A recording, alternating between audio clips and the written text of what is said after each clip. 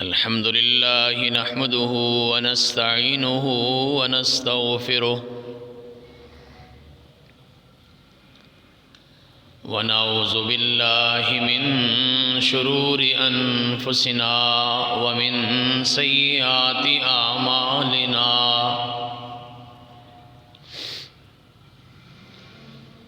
من يهده الله فلا مضل له ومن يضلل فلا هادي له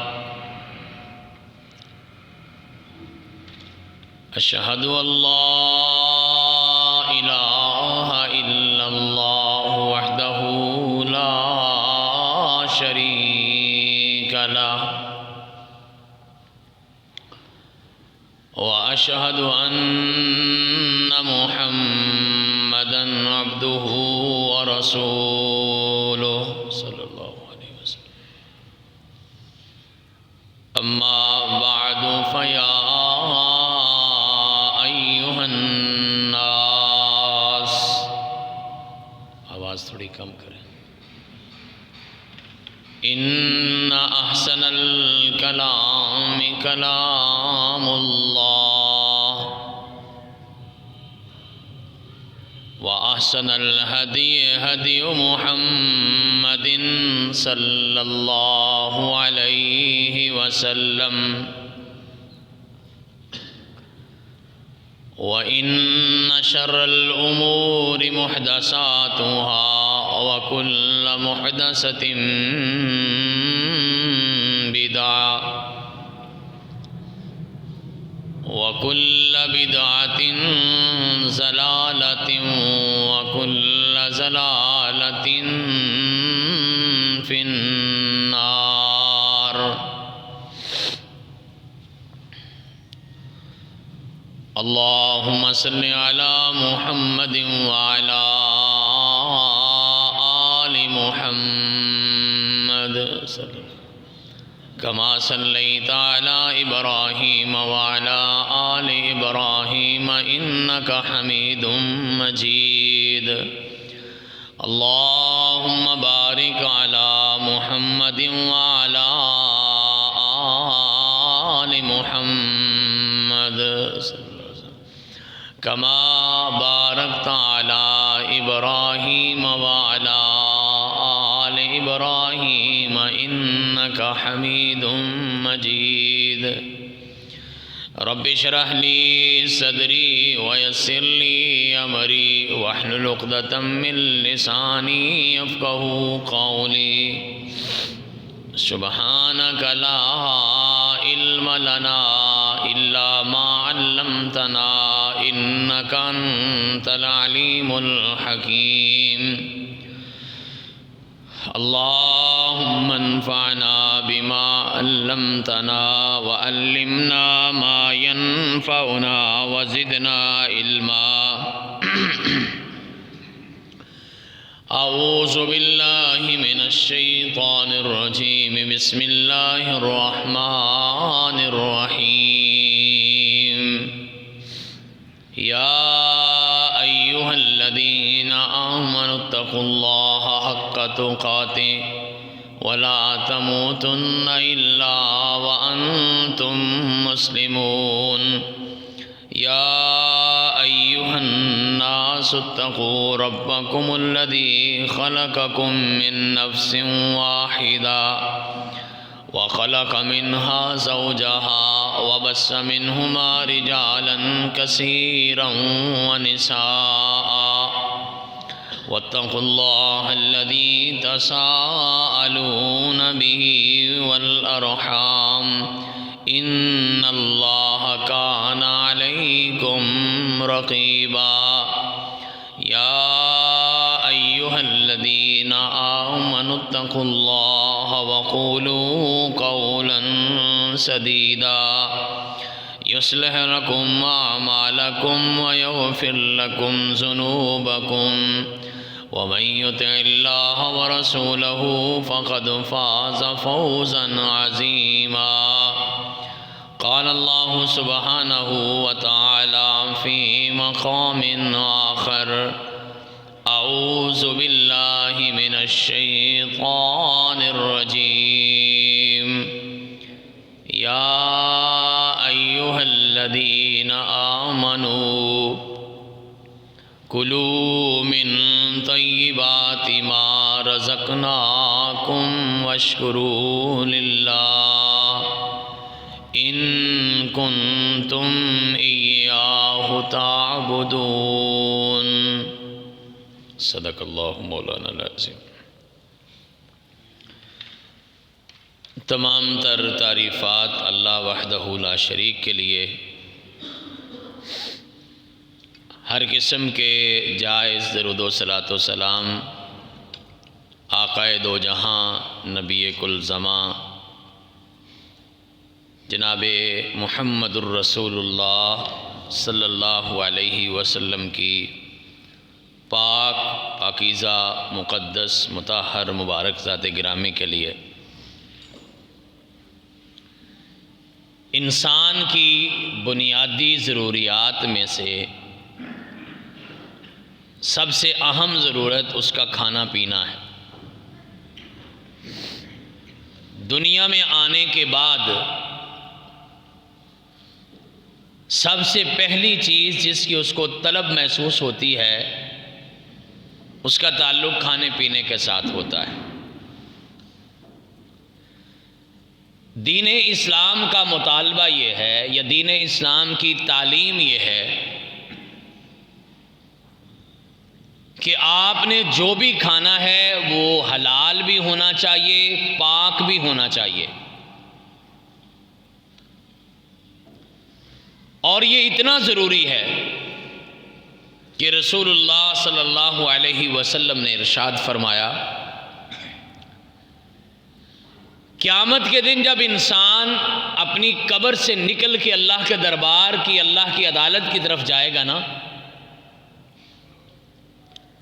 تو اس کا ایک قدم بھی آگے نہیں بڑھ سکے گا جب تک وہ 5 سوالوں کے جواب نہ دے دے۔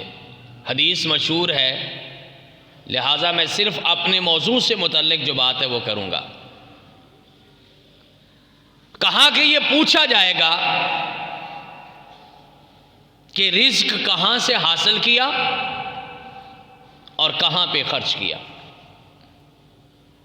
اور یہ بات یاد رکھیں، باقی زندگی کے بارے میں ایک ایک سوال ہونا ہے۔ زندگی کے بارے میں ایک سوال، جوانی کے بارے میں ایک سوال، علم کے بارے میں ایک سوال، لیکن مال کے بارے میں اللہ نے 2 سوال کرنے ہیں۔ آیا کہاں سے اور خرچ کہاں پہ کیا۔ اس لیے اسلام نے ہمارے اوپر پابندی لگائی ہے کہ آپ نے جو بھی کھانا ہے وہ رزق حلال ہونا چاہیے۔ رزق کیا ہوتا ہے؟ رزق کا لفظی معنی ہے حصہ، اور ویسے اس سے مراد یہ ہے ہر وہ چیز جو انسان کو نفع پہنچاتی ہے، ہر وہ چیز جس سے فائدہ اٹھایا جا سکتا ہے اسے رزق کہا جاتا ہے۔ اور حلال کا لفظ جو عربی کے ایک لفظ ہلن سے بنا ہے، ہلن کا معنی ہوتا ہے کھول دینا۔ یہ جو گرہ ہم لگاتے ہیں نا، کبھی گانڈ مارنا جنہوں پنجابی کہتے ہیں، یہ جو گرہ لگاتے ہیں اس کو جب کھول دیا جائے تو اس کو کہتے ہیں ہلن۔ آپ اندازہ لگائیں یا سوچیں، ایک چیز آپ کے سامنے پڑی ہوئی ہے، جب اس کی گرہ لگائی جاتی ہے تو اس کا مطلب ہوتا ہے کہ اس چیز کو نہیں کھانا، یا اس کا استعمال نہیں کرنا، اس چیز کو نہیں اٹھانا۔ اور جب گرہ کھول کے رکھ دی جائے سامنے تو اس کا مطلب ہے کہ اب یہ چیز آپ کے لیے جائز ہو گئی ہے، حلال ہو گئی ہے، کھا سکتے ہیں، اجازت ہے۔ اس وجہ سے رزق حلال اس رزق کو کہتے ہیں کہ جس رزق کے کھانے کی اجازت ہے، جن چیزوں کے کھانے کی اجازت ہو اس چیز کو رزق حلال کہا جاتا ہے۔ آپ یہ دیکھیں کہ رسول اللہ صلی اللہ علیہ وسلم نے رزق حلال کے بارے میں کتنی بڑی بات کہی ہے. آپ نے فرمایا طلب الحلال فریضۃ بعد الفریضہ. یہ جو آپ کے بڑے بڑے دین کے فرائض ہیں نا، نماز ہے، روزہ ہے، زکوٰۃ ہے، حج ہے، اللہ کے پیغمبر فرماتے ان کے ساتھ یا ان کے بعد رزق حلال کمانا یہ بھی فرض ہے. یعنی دین کی جو لازمی اور بنیادی چیزیں ہیں ان کے اندر رزق حلال کمانا بھی شامل ہے. اور قرآن مجید کے اس مقام پر اللہ تعالیٰ نے ایمان والوں کو جو کہا ہے، حکم دیا ہے، یا ایھا الذین آمنوا کلوا من الطیبات ما رزقناکم، پاک چیزیں کھایا کرو جو ہم نے تمہیں دی ہیں، واشکروا للہ، اللہ کا شکریہ بھی ادا کیا کرو، ان کنتم ایاہ تعبدون، اگر تم اللہ کی واقعی عبادت کرنا چاہتے ہو یا واقعی اللہ کی عبادت کرتے ہو. آپ ذرا قرآن پاک کی ترتیب پہ غور کریں. رزق حلال کا تعلق اللہ نے اپنی عبادت سے جوڑا ہے. رزق حلال ہوگا تو عبادت قبول ہوگی. امام ابو عبداللہ الباجی رحمۃ اللہ علیہ ایک محدث گزرے ہیں، وہ فرماتے ہیں کہ کسی بھی عمل کے قبول ہونے کے لیے 5 شرطیں ضروری ہیں. 5 پیمانے، 5 شرطیں اگر پوری ہو جائیں تو آپ کا عمل جو ہے سمجھ لیں کہ قبول ہو گیا ہے. صاف ظاہر ہے پہلی شرط تو ایمان ہے. ایمان ہوگا تو عمل قبول ہوگا. اور امام صاحب نے دوسری شرط جس کا عام طور پہ ہمیں پتہ نہیں ہوتا وہ بتائیے کہ معرفت الحق، آپ کو پتہ ہو کہ حق کیا ہے، یہ عمل جو میں کر رہا ہوں یہ کرنا ہے بھی کہ نہیں ہے. حق کی پہچان ضروری ہے. یہ عمل کی قبولیت کے لیے شرط بتائی. پھر بتایا کہ نیت ٹھیک ہو، پھر بتایا کہ سنت کے مطابق ہو. لیکن امام صاحب نے آخری بات بڑی زبردست کہی ہے. امام صاحب فرماتے ہیں یہ ساری چاروں چیزیں پوری ہوں، ایمان بھی ہو، حق کی پہچان بھی ہو، نیت صاف بھی ہو، طریقہ سنت بھی ہو. ایک 5ویں شرط ہے، اگر وہ نہ ہو تو یہ چاروں چیزیں بھی کسی کام نہیں آئیں گی. فرمایا کہ رزق بھی حلال ہو. حلال رزق ہوگا تو عمل قبول ہوگا، وگرنہ بیت اللہ میں جا کے کیا ہوا عمل بھی قبول نہیں ہونا. آج ہمیں تو پرواہ نہیں نہ رہی. ہم سمجھتے ہیں کہ بس جو کچھ آ رہا ہے کما رہے ہیں، کھا رہے ہیں، پتہ ہی نہیں ہے کہ حلال ہے کہ حرام. اور یہ چیز اللہ کے پیغمبر علیہ الصلوۃ والسلام نے قیامت کی نشانی بتائی ہے. فرمایا میری امت پہ ایک وقت ایسا آئے گا جب میری امت کے افراد اس بات کی پرواہ ہی نہیں کریں گے کہ یہ جو میں کھا رہا ہوں امن الحلال ام من الحرام، یہ چیز حلال ہے کہ حرام ہے، اس بات کی فکر ہی نہیں ہوگی. آپ ذرا آج اپنے آپ پہ غور کریں. ہمارے پاس جو پیسہ کمائی آتا ہے کبھی ہم نے غور کیا کہ حلال ہے کہ حرام؟ کبھی آپ کے گھر والوں نے سوال کیا ہو، آپ پیسے زیادہ گھر لے کے آئے ہوں، گھر میں کوئی کپڑوں کے لیے پیسے دے دیے، کوئی ضرورت کے لیے پیسے دے دیے، کبھی بیویاں سوال کرتی ہیں کہ کرما والیا یہ حلال کمائی لے کے آئے ہیں کہ تو حرام دی ٹھگی مار لے آئے ہیں؟ نہیں سوال کیا. کبھی میری اولاد میں سے کوئی سمجھدار بیٹا یا بیٹی کسی نے اپنی ماں سے پوچھا ہو یا اپنے باپ سے پوچھا ہو کہ ابا ہمارے گھر میں جو آمدنی آ رہی ہے، جو پیسے آ رہے ہیں، ضرورتیں پوری ہو رہی ہیں، لیکن کیا حلال کا ہو رہا ہے کہ حرام کا ہو رہا ہے؟ چھوڑ دیں.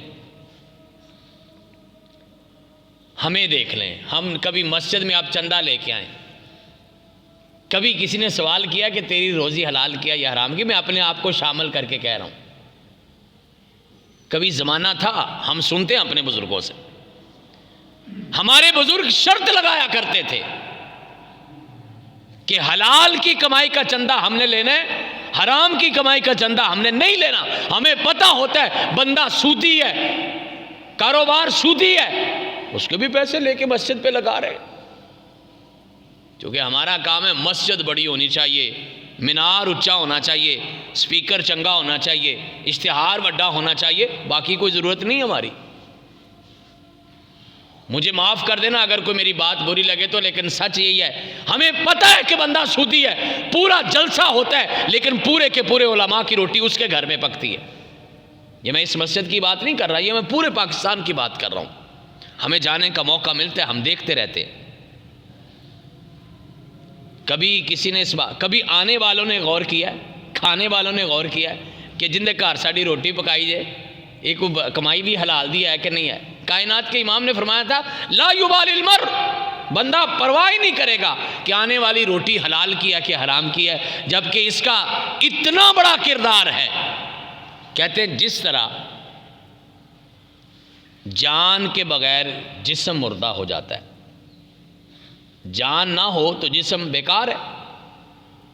محدثین نے، علماء نے یہ بات لکھی ہے، فرمایا جے اگر رزق حلال نہ ہو تو ہماری روح مردہ ہو جاتی ہے۔ کیا فائدہ ان عبادات کا جن کے پیچھے رزق حلال نہیں ہے؟ اور جو رزق حلال ہے اس کے بارے میں اسلام کہتا ہے الکاسب حبیب اللہ، حلال کی روٹی کر کے کھانے والا اللہ کا دوست ہے۔ کنز المال کی حدیث ہے اور بڑی مشہور ہے، ہم اسکولوں کالجوں میں بھی پڑھاتے ہیں۔ حلال کمائی کرنے والا اللہ کا دوست ہے۔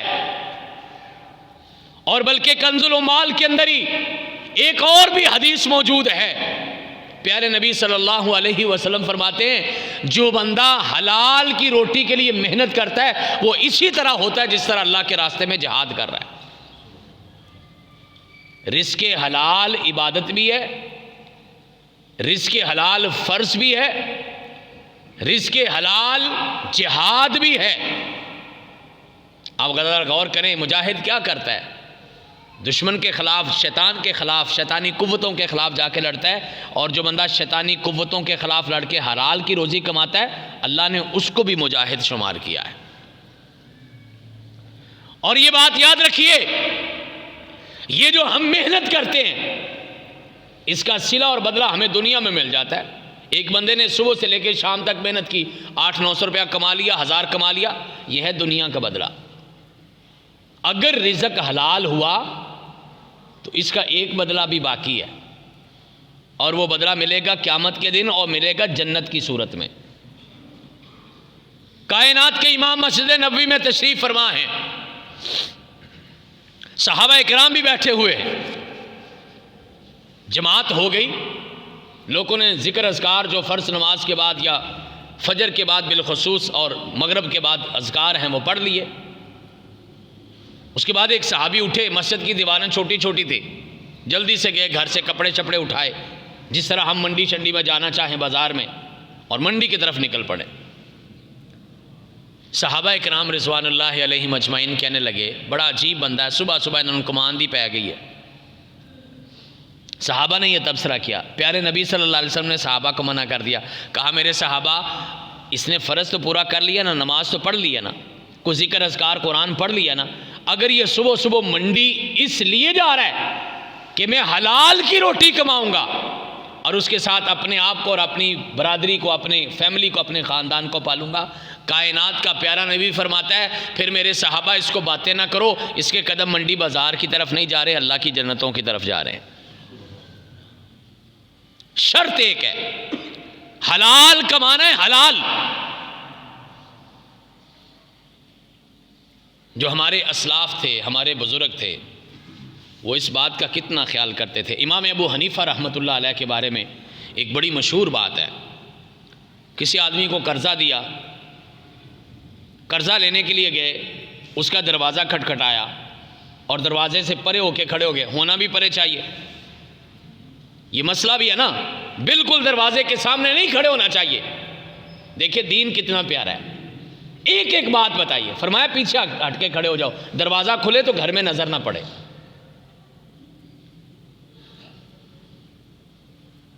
امام صاحب جو ہیں وہ دروازہ کھٹکھٹایا اور پرے جا کے کھڑے ہو گئے.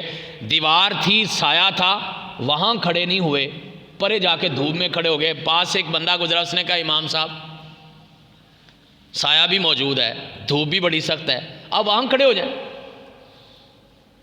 امام صاحب فرماتے میں نے اس آدمی کو قرضہ دیا ہوا ہے، اگر اس کی دیوار کا سایہ میرے اوپر پڑ گیا، میں نے اس کی دیوار سے فائدہ اٹھا لیا، قرضہ تو میں نے پورا واپس لے ہی لینا ہے، جو میں اس کی دیوار کا سایہ استعمال کروں گا مجھے ڈر ہے کہ کہیں وہ سود کے زمرے میں نہ آ جائے، کہیں وہ سود نہ بن جائے. حضرت عمر بن عبدالعزیز رحمۃ اللہ علیہ، جن کی خلافت کو محدثین نے، علماء نے خلافت راشدہ میں شمار کیا ہے، بعض لوگوں نے ان کو اسلام کا 5واں خلیفہ راشد لکھا ہے. عمر بن عبدالعزیز رحمۃ اللہ علیہ کے پاس بیت المال کی خوشبو آئی، خلیفہ تھے، بیت المال کا مال آیا، خوشبو آئی تو اپنا ناک بند کر لی. فرمانے لگے حضور یہ کیا ہوا؟ پوچھا کہ خوشبو کا اصل کام کیا یا فائدہ کیا ہے؟ فرماتے خوشبو کا فائدہ یہ ہوتا ہے کہ اس کو سونگا جائے. خوشبو کا اصل جو فنکشن ہے وہ تو یہی ہے نا کہ اس کو سونگا جائے. امام صاحب فرماتے، حضرت عمر بن عبدالعزیز رحمۃ اللہ علیہ فرماتے یہ خوشبو پر میرا حق نہیں ہے، یہ بیت المال کی ہے، لہٰذا میں اس کو سونگنا بھی نہیں چاہتا، کہیں یہ رزق میرے لیے رزق حرام نہ بن جائے.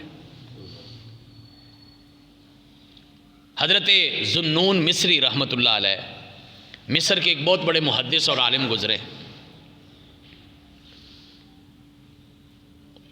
وقت کے حاکم نے ان کو کسی وجہ سے جیل میں بند کر دیا. جیل کے قریب ایک کوئی نیک صالحہ عورت تھی، اس کو پتا چلا کہ وقت کا امام اور محدث جیل میں بند ہے. انہوں نے کوئی کھانا شانا پکا کے امام صاحب کے لیے، حضرت ذوالنون مصری رحمۃ اللہ علیہ کے لیے بھیجا.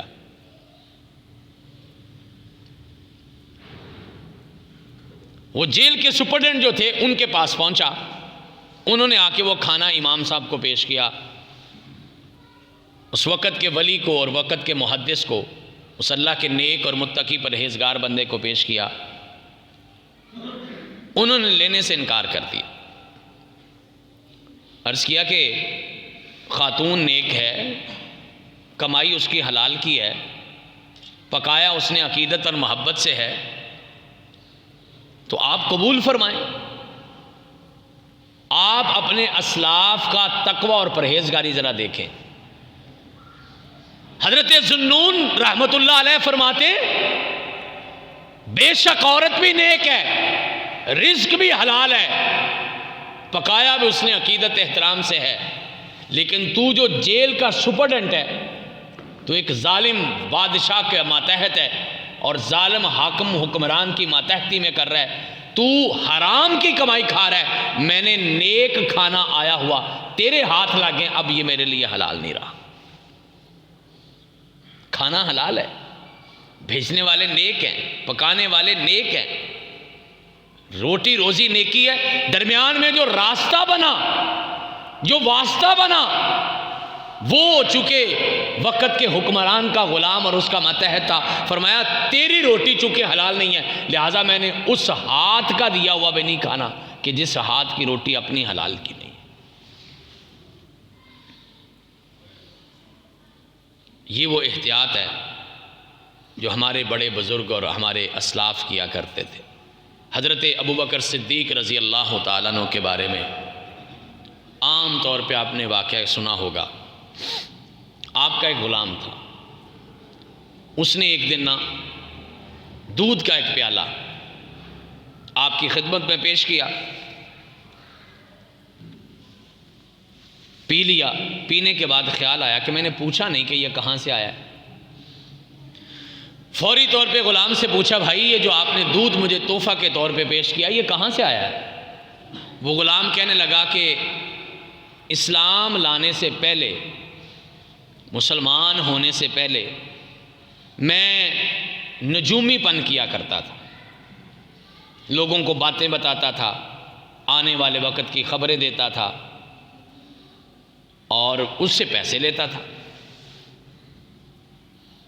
یہ جو آج کل بھی نجومی ہے نا، کوئی ہاتھ دیکھ رہا ہے، کوئی پرچیاں نکال رہا ہے، کوئی طوطے سے پوچھ رہا ہے، کوئی جانور سے پوچھ رہا ہے، پیش گوئیاں کی جا رہی ہیں۔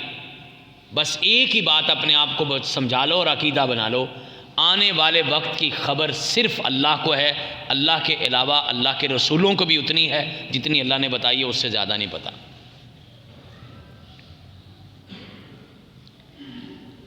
اور ہمارے وہ جو عوامی خطباء ہیں نا، انہوں نے ایک بڑا خوبصورت واقعہ بنایا ہوا ہے، معلوم نہیں کہ وہ واقعہ سچ ہے یا جو بھی ہے، بہرحال میں وہ واقعہ نہیں سنا رہا۔ وہ کہتے ہیں کہ آپ ان نجومیوں سے جا کے ایک سوال کر لیں، ان کا سارا علم باہر آ جائے گا۔ ہے تو تھوڑی سی گستاخی، لیکن جا کے پوچھیں کہ حضور ذرا اپنے نجوم سے پتہ کر کے اپنے علم سے حساب کتاب لگا کے دیکھو نا کہ میں نے آپ کو تھپڑ مارنا ہے کہ نہیں مارنا۔ اگر کہے کہ نہیں مارنا تو جڑ دو، اگر کہے کہ مارنا ہے تو رہنے دو، علم تو پورا ہو گیا۔ ایک تھپڑ کے فاصلے پر ان کا علم ہے، لوگوں کی قسمتیں بتانے والے لاہور کے فٹ پاتھوں پہ بیٹھے ہوئے، خود ساری زندگی مٹی کھا رہا ہے، لوگوں کی قسمتیں بنا رہا ہے۔ عقل پہ پردہ پڑتا ہے نا، قرآن کہتا ہے مشرک کی عقل مت ماری ہوتی ہے، لہذا یہ شرک ہے، اسے بہت بڑا گناہ کہا گیا ہے، اور اتنا بڑا گناہ کہا گیا ہے، فرمایا نجومی کے پاس جانا، اس کی بات ماننے کی بات نہیں کی، صرف چلے جانا، پوچھ لینا۔ اللہ کے پیغمبر فرماتے ہیں جو بندہ چلا جاتا ہے اس بندے کی 40 دن تک عبادت قبول نہیں ہوتی۔ ہمارے پہ تو تھوڑا سا اوکھا ویلا ہے تو ہم جاتے ہیں فوراً، اتنے ایک بندہ جی عمل کرتا ہے، اندر کو پوچھنے۔ سب سے بڑا عمل عبادت ہے، اللہ کی دعا ہے، اللہ سے دعا کرو، خود گھر میں کرو، ذکر اذکار کرو۔ کس چیز کا اللہ اور اس کے رسول نے طریقہ نہیں بتایا؟ استخارہ کرو، دعا کرو، یہ سارے کے سارے اعمال۔ کہتے میں زمانہ جاہلیت میں اسلام لانے سے پہلے، مسلمان ہونے سے پہلے یہ کام کرتا تھا، ایک بندے نے میرے سے کام کر لیا، ادھار کر لیا، آج وہ بندہ مجھے ملا، اس نے مجھے وہ جو پیسے دینے تھے اس کے بدلے میں اس نے مجھے دودھ دے دیا، میں نے کہا کہ میرے آقا ہیں، میرے بڑے ہیں، تو میں نے آپ کے لیے خدمت لا کے پیش کر دیا۔ یہ اس کہانت کا، اس نجومی پن کی قیمت تھی جو میں نے آپ کو تحفہ پیش کیا۔ حضرت سیدنا ابو بکر صدیق رضی اللہ تعالیٰ عنہ کو پتہ چلا، فوراً اپنے حلق میں انگلیاں مارنے لگے۔ گھر والے کہنے لگے کیا ہو گیا، آپ کو کون سا پتہ تھا؟ ہمارے جیسا ہوتا تو بڑے سارے طریقے نکالتا، بڑی ساری باتیں کرتا۔ سیدنا ابو بکر صدیق رضی اللہ تعالیٰ نے انگلی مار کے الٹی کر کے اپنے وہ سارا دودھ باہر نکال دیا، اور اس موقع پر ایک بڑا زبردست جملہ بھی کہا۔ یہ جملہ کہنے کے لیے، سنانے کے لیے میں نے آپ کو یہ واقعہ سنایا، حالانکہ حدیث یہ واقعہ مشہور ہے۔ فرماتے ہیں اگر اس عمل میں اپنے حلق میں انگلی مارتے مارتے میری جان بھی نکل جائے تو مجھے یہ بات قبول ہے، لیکن یہ حرام کا لقمہ میرے حلق سے نیچے رہ جائے یہ مجھے قبول نہیں ہے۔ کائنات کے امام گھر میں بیٹھے ہیں، سیدنا حسن و حسین رضی اللہ عنہما کھجوریں کھاتے پھر رہے ہیں۔ اللہ کے پیغمبر نے پوچھا کیا کھا رہے ہو؟ کھجور کھا رہا ہوں۔ فوراً خیال آیا میں تو نہیں لایا کھجوریں۔ اچھا کھجوریں آپ کے ابو لائے ہیں، حضرت علی لائے ہیں؟ نہیں، حضرت علی بھی نہیں لائے۔ یہ ہوتا ہے گھر کا سربراہ، کائنات کا سب سے مصروف انسان ہے، لیکن گھر کی ایک ایک بات پہ نظر ہے۔ اس کا یہ مطلب نہیں کہ جا کے لڑائی شروع کر دو، پتہ تو ہونا چاہیے۔ ہمارے یہاں فیشن بن گیا، ہم کہتے ہیں او جی میرا پتر کیڑی کلاس پڑھتا ہے، مینوں پتہ نہیں جی۔ پیدا کرنا کمال نہیں ہے، تربیت کرنا اصل بات ہے۔ بیٹے بیٹی کے پاس موبائل کون سا پتہ ہی کوئی نہیں،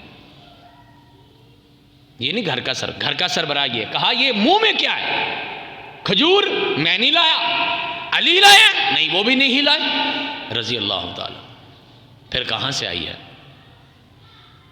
پتہ چلا کہ بیت المال کی کھجور ہے، گھر میں کھجوریں آئی تھی بیت المال کی۔ تو بچوں کو پکڑا دی. ہمارے جیسا ہوتا، کہتا بچوں بیت المال کی ہے، نہیں کھانی چاہیے تھی، چلو ان تسی کھا لیے خیر ہے. پاس بلایا، حلق میں انگلی ماری، اپنے نواسے کی حلق میں انگلی ماری. ماں عائشہ صدیقہ رضی اللہ تعالیٰ عنہ دیکھ رہی تھی، کہنے لگی اللہ کے پیغمبر کیا ہو گیا، بچہ ہی ہے نا؟ کہا نہیں، یہ آل محمد ہے صلی اللہ علیہ وسلم، اور ہمارے خاندان پہ صدقہ حرام ہے، لہٰذا میں نہیں چاہتا کہ میرے بچوں کے حلق سے ایک بھی لقمہ جو ہے وہ حرام کا نیچے اترے.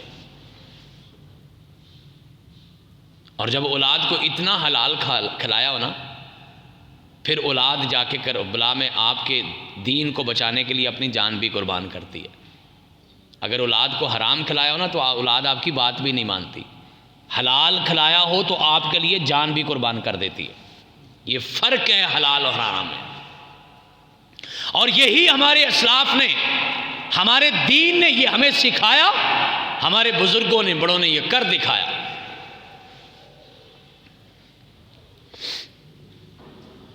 رزق حلال جو ہے یہ عین عبادت بھی ہے اور عین فرض بھی ہے.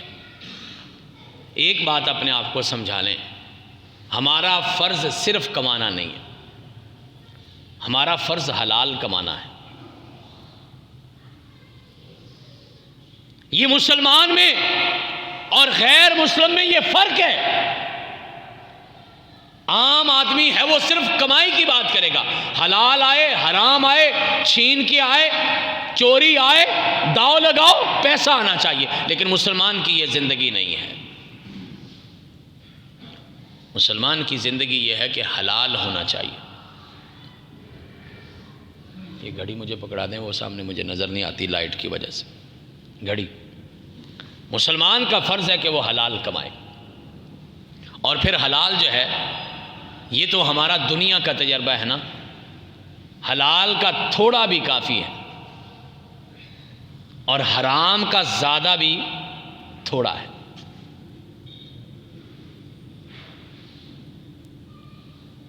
اور پھر حلال وہ پھر اپنے اثرات بھی چھوڑتا ہے، وہ دنیا میں بھی اپنا نتیجہ دیتا ہے، آخرت میں تو ثواب ملنا ہی ملنا ہے. حضرت سعد بن ابی وقاص رضی اللہ تعالیٰ عنہ رسول اللہ صلی اللہ علیہ وسلم کے ننیالی رشتہ دار بھی ہیں، رشتے میں آپ کے ماموں لگتے ہیں. اور سعد بن ابی وقاص رضی اللہ تعالیٰ عنہ اتنے خوش نصیب انسان ہیں کہ اللہ کے پیغمبر علیہ الصلوۃ والسلام کو عام طور پہ صحابہ کرام جب بڑی محبت میں آتے تو یہ کہتے تھے صحابہ کہ فدا کا ابی و امی، اللہ کے پیغمبر ہمارے ماں باپ آپ پہ قربان ہیں. یہ عربوں کا ایک محاورہ ہے کہ کسی پہ بہت زیادہ عقیدت اور پیار آئے نا تو کہتے ہیں فدا کا ابی و امی، میرے ماں باپ تیرے پہ قربان. یہ صحابہ اللہ کے پیغمبر کو کہتے تھے. لیکن سعد بن ابی وقاص وہ خوش قسمت انسان ہیں جنہیں اللہ کے پیغمبر علیہ الصلوۃ والسلام نے غزوے کے موقع پہ کہا تھا ارمی یا سعد، سعد تیر چلا، فدا کا ابی و امی، سعد تیرے پر محمد کے ماں باپ قربان ہوں صلی اللہ علیہ وسلم. ایک دن اللہ کے پیغمبر کے پاس آئے اور کہنے لگے کائنات کے امام اللہ سے دعا کریں اللہ مجھے مستجاب الدعوات بنا دے. مستجاب الدعوات وہ ہوتا ہے جس کی ہر دعا قبول ہوتی ہے. ہمارا بھی دل چاہتا ہے ہم دعائیں مانگے اور قبول ہو جائیں. سعد بن ابی وقاص رضی اللہ تعالیٰ عنہ نے بھی اللہ کے پیغمبر سے یہی درخواست کی، اللہ کے پیغمبر دعا کریں مجھے اللہ مستجاب الدعوات بنا دے، میں دعا مانگوں پوری ہو جائے.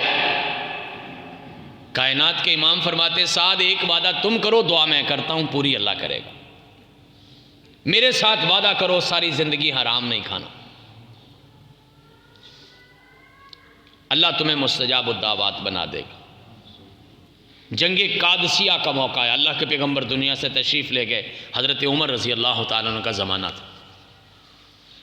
سعد بن ابی وقاص اس فوج کے کمانڈر تھے. سعد اپنی فوج کے ساتھ جا رہے، آگے دریا آ گیا. سعد بن ابی وقاص فرماتے ہیں کہ اس دریا میں اپنے گھوڑے ڈال دو، سواریاں ڈال دو، آپ کی سواری کو نقصان پہنچا، آپ کی جان کو نقصان پہنچا، آپ کے مال کو نقصان پہنچا، مال میں سے سوئی بھی اگر کم ہو گئی اس کنارے پہ جا کے میرے سے پوری کر لینا۔ ساری فوج اس میں سے گزر گئی۔ جب پار کنارے گئے نا، سیر اعلام النبلاء، نیک لوگوں کی زندگی کی ایک بڑی خوبصورت کتاب علامہ ہیثمی رحمۃ اللہ علیہ نے لکھی ہے، پڑھنے کے لائق ہے، عربی میں ہے، اس کا اردو ترجمہ بھی آ گیا۔ امام صاحب لکھتے ہیں کہ ایک مجاہد نے آ کے حضرت سعد بن ابی وقاص رضی اللہ تعالیٰ عنہ سے شکایت کی، آپ نے کہا تھا کوئی چیز گم گئی یا رہ گئی تو میرے سے پوری کر لینا۔ دریا سے گزرتے گزرتے میرا ایک مٹی کا پیالہ گر گیا دریا میں، اپنا وعدہ پورا کریں۔ سیر اعلام النبلاء کے اندر لکھا ہے کہ حضرت سعد بن ابی وقاص رضی اللہ تعالیٰ نے اسی دریا کے پانی سے وضو کیا اور وہاں کنارے پر 2 رکعت نفل نماز شروع کر دی، نماز پڑھی اور نماز کے بعد دعا کرتے ہیں کہ مولا تجھے پتہ ہے کہ میں نے تیرے نبی سے درخواست کی تھی کہ میرے لیے دعا کرو کہ میں مستجاب الدعوات بن جاؤں۔ کائنات کے امام نے کہا تھا حرام چھوڑ دو، حلال کی کھاؤ، تیری کوئی دعا خالی نہیں جائے گی، اور اللہ تو جانتا ہے میں نے اس کے بعد ایک بھی لقمہ حرام کا نہیں کھایا۔ میں نے تیرے نبی سے وعدہ پورا کر دیا، تو اپنے نبی کا وعدہ پورا کر دے۔ تاریخ دانوں نے بھی لکھا ہے کہ ابھی سعد بن ابی وقاص نے اپنی دعا پوری کر کے ہاتھ نیچے نہیں کیے تھے، پانی کی دریا کی ایک لہر آئی اور اس نے وہی مٹی کا پیالہ جو ہے وہ جناب سعد بن ابی وقاص کی جھولی میں پھینک دیا۔ اللہ سے سودا کر کے دیکھو تو صحیح، کس نے سمجھا دیا آپ کو کہ وہ جی حلال نال کندی پوری پئی ہے، کدی حرام نہ کھائیے تے پورے کتھوں کریے خرچے، یہ بہانہ ہے؟ حلال کھانے والوں کی زیادہ پوری پڑتی ہے، چونکہ حلال کے تھوڑے میں بھی برکت ہوتی ہے، حرام کے زیادہ میں بھی برکت نہیں ہوتی۔ ہم نے کروڑ پتی لوگوں کو دیکھا سنا ہے، کروڑوں کی جائیداد چھوڑ کے مر گئے، ساری زندگی آندھی کی طرح کمایا، جمع کر کر کے اولاد کے لیے چھوڑ گئے، بعد میں اولادوں کو کہتے سنا ہے کاش ہمارا ابا ہمارے لیے تھوڑی چھوڑ جاتا لیکن حلال کی چھوڑ جاتا۔ سمجھاؤ اپنی اولاد کو، بتاؤ بیٹا آپ کے لیے ہم اپنی قبر نہیں کالی کر سکتے۔ اور میں نے کسی موقع پر پہلے بھی کہا تھا، اولاد اپنے ماں باپ سے کہے، بیٹی کہے، بیٹا کہے ابا حلال کی دے دینا، تھوڑی دے دینا۔ 5 لاکھ دا جیزل جا کے کوئی پنڈ دے وچ نام نہیں لکھی جاندہ، والد صاحب سے کہو ابا تھوڑی دے دو لیکن حلال کی دے دو۔ کوئی بڑے کالج میں پڑھ کے یا بڑی یونیورسٹی میں پڑھ کے کوئی بہتا نام نہیں اونچا ہو جاتا، حلال کی کھا لو، اللہ برکتیں پیدا کر دے گا، اولاد میں برکت دے گا، مال جان میں برکت دے گا، عزت بھی دے گا۔ اور سب سے بڑی بات ہے سکون بھی دے گا، اور سکون پیسے سے نہیں خریدا جاتا۔ سکون اور عزت ایسی چیزیں ہیں جو پیسے سے نہیں ملتی، حلال کی کھانے سے ملتی ہیں۔ اور یہ بات بھی یاد رکھو، حرام کی روٹی کھا کے حلال والا کام نہیں ہوتا۔ ایویں اپنی اولاد کو کوستے ہو، اولاد کے بارے میں باتیں کرتے ہو، اپنی نسلوں کو خود برا کہتے ہو۔ کبھی یہ سوچا کہ اولاد کو کھلایا کیا ہے؟ کبھی اس بات کی فکر کی ہے کہ اولاد کو کھلایا کیا ہے؟ حلال کی کھلاؤ، اللہ کی قسم عزت بھی ملے گی، سکون بھی ملے گا، اور اولاد فرما بردار بھی ہوگی، اور دنیا بھی ملے گی، دنیا بھی ملے گی۔ یہ نہیں کہ دنیا نہیں ملنے۔ عوف بن مالک رضی اللہ تعالیٰ عنہ اللہ کے پیغمبر علیہ السلام کے ایک صحابی ہیں، اللہ کے پیغمبر کے پاس آئے، کہنے لگے اللہ کے پیغمبر میرا ایک بیٹا ہے جس کا نام سالم ہے، مشرکوں نے، دشمنوں نے اغوا کر لیا اور مجھے خطرہ ہے کہ وہ اس کو مار دیں گے۔ کائنات کے امام کوئی طریقہ بتائیں کہ میرا بیٹا واپس آ جائے۔ اللہ کے پیغمبر علیہ الصلوۃ والسلام نے 3 چیزیں بتائیں، آپ کی جھولیوں میں بھی ڈال رہا ہوں، یہ تینوں چیزیں پلے باندھ لیں۔ ساری تقریر آدھے گھنٹے کی نہیں سمجھ آئی تو نہ سمجھ آئے، یہ سن لو۔ کہا 3 کام کرو، ایک تو اللہ کا تقوی اختیار کرو، اللہ کا خوف دل میں بٹھاؤ۔ دوسری بات کہی کہ رزق حلال کھاؤ، لقمہ حلال کرو۔ اور تیسری بات اللہ کے پیغمبر نے بتائی، فرمایا کہ لا حول ولا قوت الا باللہ، یہ کثرت سے پڑھو۔ یہ بہت بڑا وظیفہ ہے دشمن کے مقابلے میں، شیطان سے بچنے کے لیے، گندے خیالات سے بچنے کے لیے، لڑائی جھگڑے ختم کروانے کے لیے، جادو ٹونے ختم کروانے کے لیے، نیکی کی طرف رجحان بڑھانے کے لیے، گناہ سے بچنے کے لیے، اور رزق میں برکت کے لیے، غیب کے خزانوں سے مدد کے لیے بہت بڑا وظیفہ ہے۔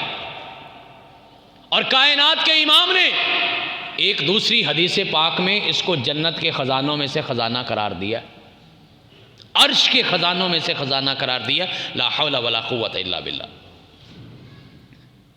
کوئی بندہ اس کو اپنی عادت بنا لے۔ کائنات کے امام فرماتے ہیں اوف 3 کام کرو، تقوی اختیار کرو، رزق حلال کرو، اور اس کے بعد آپ اپنا یہ وظیفہ جو ہے اس کو کثرت سے کرو۔ تھوڑے دنوں کے بعد اوف بن مالک آئے، کہنے لگے اللہ کے پیغمبر میرا بیٹا بھی مل گیا ہے، اور صرف واپس ہی نہیں آیا، دشمنوں کا 100 اونٹ بھی ساتھ لے کے آیا ہے۔ کم از کم قیمت اگر اونٹ کی ₹1,00,000 لگائی جائے نا تو ₹1,00,00,000 بنتا ہے۔ یعنی بیٹا بھی مل گیا، ₹1,00,00,000 بھی مل گیا، اور ایک روایت میں ہے کہ 4,000 بکریاں بھی ساتھ لے کے آیا ہے۔ 4,000 بکریاں ساتھ لے کے آیا۔ قیمت لگاؤ، ₹10,000 لگا لو ایک بکری کا، اور 4,000 بکریوں کی کتنی قیمت بنتی ہے۔ اللہ نے بیٹا بھی واپس کر دیا، اللہ نے اپنے وعدے کے مطابق رزق کے دروازے بھی کھول دیے، اور اللہ نے سکون اور عزت بھی دے دی۔ پھر اس کے باوجود اللہ کے پیغمبر کے پاس آئے، کہنے لگے اللہ کے پیغمبر وہ اونٹ اور بکریاں میرے لیے حلال ہیں کہ نہیں ہیں؟ آپ اجازت دیں گے تو کھاؤں گا، استعمال کروں گا۔ کائنات کے امام نے فرمایا ہاں، وہ ہمارے دشمن ہیں، ان سے حاصل کیا ہوا مال ہمارے لیے حلال ہے۔ آپ نے اجازت دی تو پھر وہ اپنے استعمال میں لائے، لیکن اللہ نے مسئلہ بھی حل کر دیا، اللہ نے رزق کی فراوانی بھی کر دی اس وقت کہ جب آپ نے حلال کی روٹی کھائی۔ اللہ سے سودا کرو تو صحیح، ساری دنیا سے سودے کرتے ہو، اللہ سے بڑا سوداگر کون ہے؟ اللہ سے سودا کر کے تو دیکھو، کبھی اللہ سے بھی تجارت کیا کرو۔ کوئی میرا بھائی، کوئی میری بہن آج کے خطبہ جمعہ کے بعد وعدہ کرے کہ آج کی بعد ایک لقمہ بھی حرام کا نہیں کھائیں گے، پھر دیکھیے اللہ آپ کے بارے نیارے کیسے کرتا ہے۔ اور آخر میں ایک بڑی اہم بات بتا کے اپنی بات ختم کرنے لگا ہوں، چونکہ آج سے جمعے کا وقت ہم نے تھوڑا تبدیل کیا ہے، پورے 12:30 بجے ہم انشاءاللہ کوشش کریں گے، شروع کر دیا کریں، اور کوشش یہ ہے کہ 1:15 16 17 یا 18 منٹ پہ ختم کریں، دوسرا خطبہ پڑھیں، اور 1:25 پہ انشاءاللہ نماز کھڑی ہو جایا کرے گی۔ آخری بات، مولانا جلال الدین رومی رحمۃ اللہ علیہ، ان سے کسی آدمی، بڑے سیانے سمجھدار بندے تھے، ان سے کسی نے سوال کیا کہ مجھے کیسے پتا چلے گا کہ میرا رزق حلال ہے کہ حرام ہے؟ یہ ساری جو آج میں نے گفتگو کی ہے نا، اس دوران اس مجلس میں بیٹھے سننے والی ماں بہن بیٹی کے ذہن میں بھی ایک سوال ضرور چلتا رہا ہوگا کہ سانوں کی میں پتہ لگے گا کہ ساڑھا رزق حلال دا ہے کہ حرام دا ہے۔ لو مولانا رومی نے ایک بڑا خوبصورت پیمانہ دیا ہے، وہ میں آپ کی خدمت پہ پیش کر کے اپنی بات ختم کرتا ہوں، اللہ آپ کو مجھے عمل کی توفیق دے دے۔ فرماتے ہیں اگر رزق کھانے کے بعد آپ کا رجحان اللہ کی عبادت کی طرف بڑھ جائے، نماز پڑھنے کو دل کرے، تلاوت کرنے کو دل کرے، بلکہ اگلی بات بھی کہی کہتے ہیں نماز میں تمہیں لذت آئے، قرآن پڑھنے کا لطف آئے، قرآن تو بہت سارے، ذکر کرنے کا مزہ آئے۔ کبھی اس بات پہ بھی غور کرنا، اس کا کیا معنی ہے؟ ایک ہے کہ میں کہتا ہوں سبحان اللہ سبحان اللہ سبحان اللہ سبحان اللہ سبحان اللہ سبحان اللہ سبحان اللہ، ہم اسی طرح ہی کرتے ہیں نا کہ جی میں کسی دا کو قرضہ دینا وہ پورا پہ کرنے، نوٹ گن گن کے سٹی آنے، سبحان الحمدللہ الحمدللہ الحمدللہ، یہ نہیں، مزہ آتا ہے الحمدللہ الحمدللہ الحمد، پورا جسم کے اندر لہر دوڑتی ہے، وہ شکر ہے میرے سونے رب دا۔ اور کبھی تکلیف آئے تو پھر الحمدللہ پڑھ کے دیکھو، میں نے اپنی زندگی میں تجربہ کیا، اس وقت بڑا مزہ آتا ہے، بڑا ہی لطف آتا ہے۔ وہ آپ کے قصور والے نے کہا ہے جس سونا میرے دکھ وچ راضی تے میں سکھ نو چلے ڈاواں، دکھ میں بھی جب الحمدللہ بندہ پڑھتا ہے نا، اللہ کی قسم بڑا لطف آتا ہے۔ اور پتہ چلے کہ آپ اللہ کا شکر ادا کر رہے، یہ نہیں ہاں کی حال ہے، او بس ٹھیک ہے جی، وہ گزرتی پئی جی، جڑی گزر گئی چنگی ہے، شکر ہے، یہ شکر نہیں ہے، شکر ہے چہرے سے خوشی ہو، وہ شکر ہے میرے سونے اللہ کا، بہت اچھی ہے، بہت اچھی ہے، میرے ساتھ اللہ کا شکر ہے۔ پورے ایک سال میں کوئی 1000 سے زیادہ بندے باہر سے میرے گھر آئے ہیں، اور جہاں جہاں ہم گئے ہیں ہزاروں لاکھوں لوگوں نے پوچھا ہے کی حال ہے آفت صاحب، وہ بڑا دکھ ہویا توڑیاں انگلیاں کٹ گئی نے، وہ پیر دا زخم دا کی بنا ہے، میں نے ایک ہی بات کیا ہے، میرے سونے اللہ کا میرے پہ بڑا ہی کرم، میرے رب کا میرے پہ بڑا ہی کرم۔ اگلے بندے پریشان ہوتے ہیں، میں کہتا ہوں نہ پریشان ہو، کئی بزرگ بیچارے رونے لگ جاتے ہیں، میں کہتا ہوں یار میں تو ہنس رہا ہوں، اور اللہ کی قسم مجھے اس سال میں الحمدللہ پڑھنے کا بڑا ہی مزہ آیا، بڑا ہی لطف آیا۔ تو کلیجے سے اندر سے آئے شکر، اندر سے ذکر نکلے، تلاوت کرو دل لگ جائے، بند کرنے کو دل نہ کرے، نماز پڑھو سلام پھیرنے کو دل نہ کرے، اسے کہتے ہیں نماز کی لذت، اسے کہتے ہیں عبادت کی لذت۔ مولانا رومی فرماتے ہیں اگر رزق کھانے کے بعد آپ کا دل نمازوں کی طرف، عبادت کی طرف، دعا کی طرف، ذکر کی طرف لگ جائے، سمجھو رزق حلال ہے۔ اگر کھانا کھانے کے بعد یا رزق کھانے کے بعد نہ نماز میں لذت، نہ روزے کی کوشش، نہ تلاوت کی برکت، نہ ذکر میں مزہ، اگر یہ نہ ہو تو سمجھو کہ رزق میں کہیں نہ کہیں خرابی ہے۔ جائیے آج اپنا جا کے رزق چیک کر لینا، اللہ تعالیٰ آپ کو اور مجھے عمل کی توفیق عطا فرمائے۔ وآخر دعوانا ان الحمدللہ رب العالمین۔